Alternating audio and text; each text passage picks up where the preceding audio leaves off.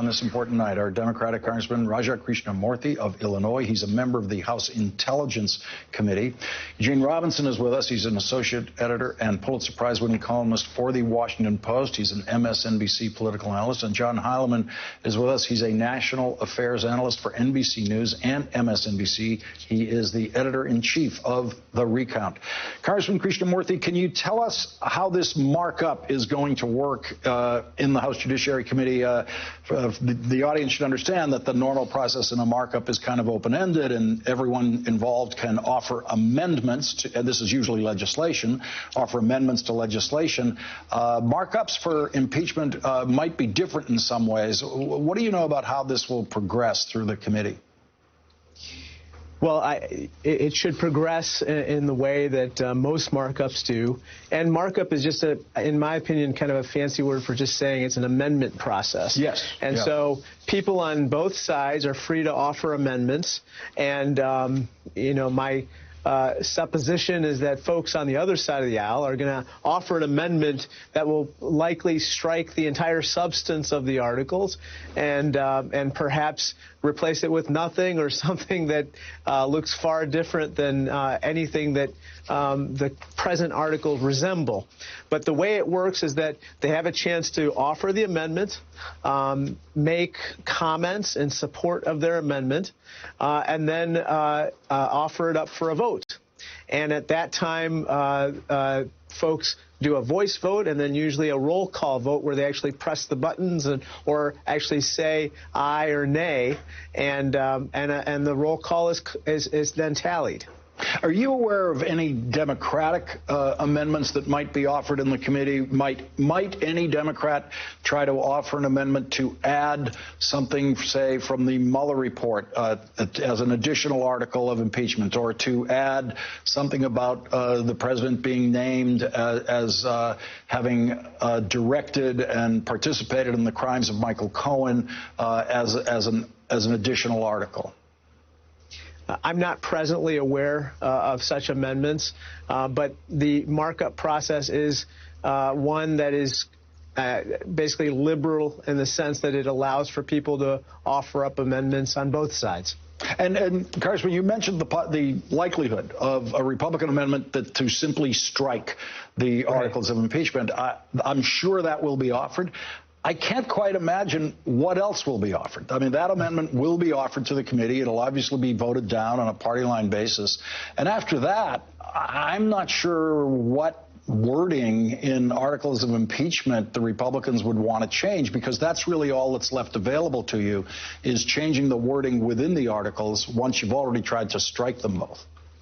Yeah, that's a very good point, Lawrence, because, it's possible, although not probable, that Republicans might try to alter the wording in other ways, maybe to offer what they believe to be a poison pill or language that might not otherwise sit well with Democrats. But the political problem for them is that in that case, they probably defy the will of the president, who, as you know, doesn't want to see any of this. And so they might put themselves in a box that way. All that being said, it'll be very interesting to see how the Republicans respond.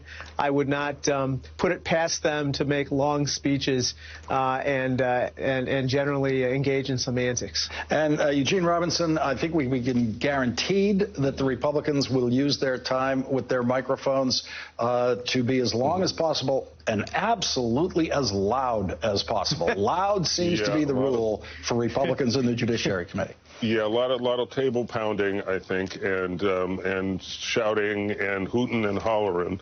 But in the end, as you know, they're not going to get the amendment that strikes the entire article, and it is unclear what else they would offer.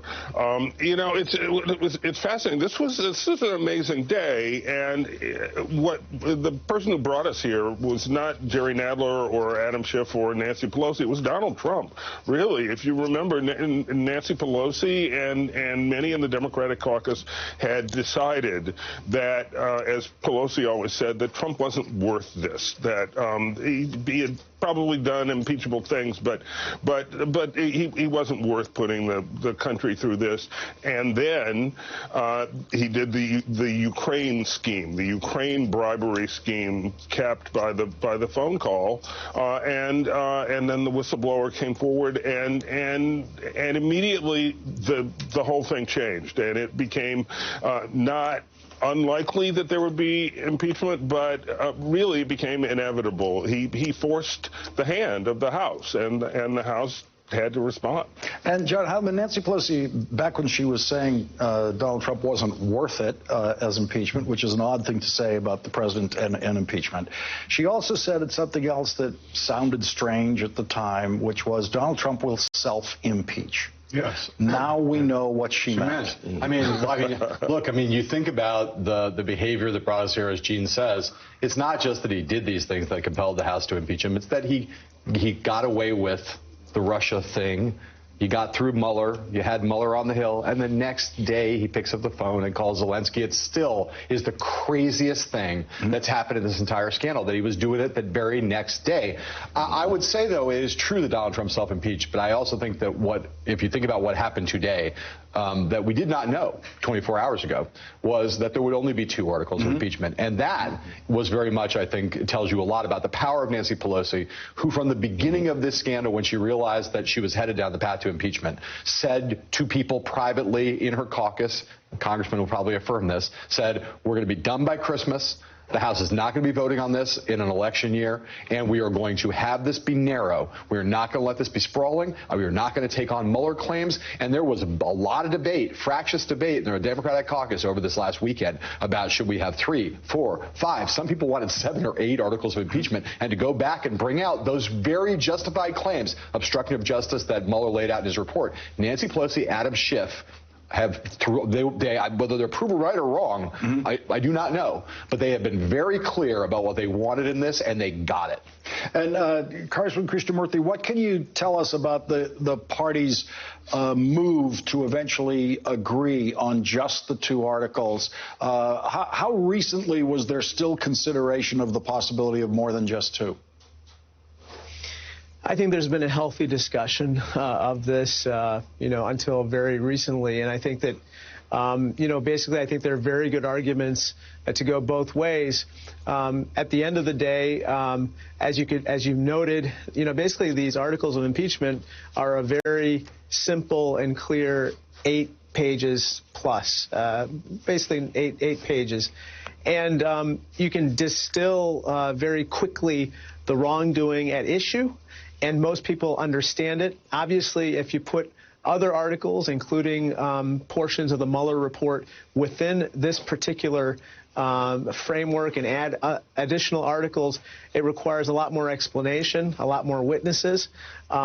That's not to say that those pieces of information can't serve as a backdrop for explaining the pattern of abuse of power or of obstruction, but right now they are not standalone articles in and of themselves.